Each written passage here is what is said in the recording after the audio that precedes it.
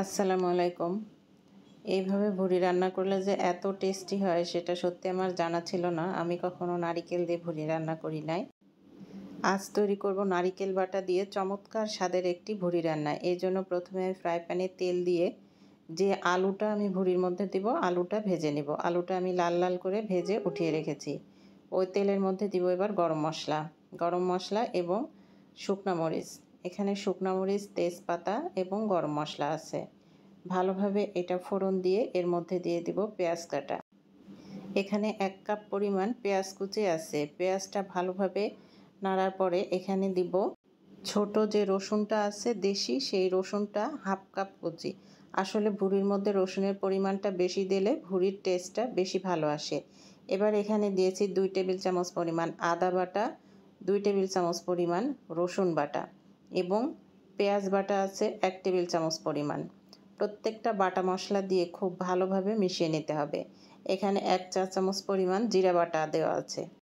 এবার এখানে দিব আজকের রেসিপির সবথেকে স্পেশাল যে মশলাটা, সেটা হলো নারিকেল বাটা।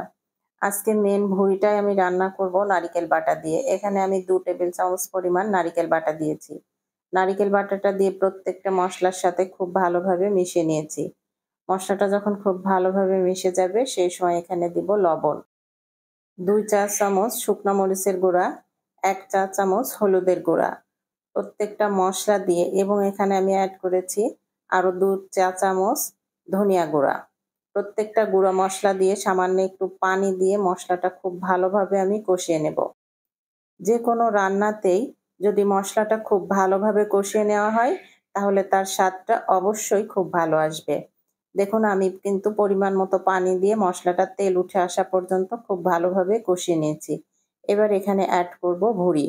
এখানে আমার হাফ কেজি পরিমাণ ভুড়ি আছে। ভুড়িটা দেওয়ার পরে খুব ভালোভাবে সিদ্ধ করে নিতে হবে। প্রথমে ভুড়ি থেকে যে পানিটা বের হবে সেই পানিটা দিয়ে খুব ভালো মতো সিদ্ধ করার পরে আমি আবার আরও 1 কাপ পানি দিয়ে ভুড়িটা সিদ্ধ করে নিয়েছি। শেষের দিকে আমি এখানে অ্যাড করেছি আমার ভেজে রাখা আলু। আলুটা দেওয়ার পরে এটা খুব ভালোভাবে ভাজা ভাজা করে নিতে হবে। ভুড়িটা আসলে ঝোল না, যত বেশি ভাজা ভাজা করা যায় ততই ভালো লাগে।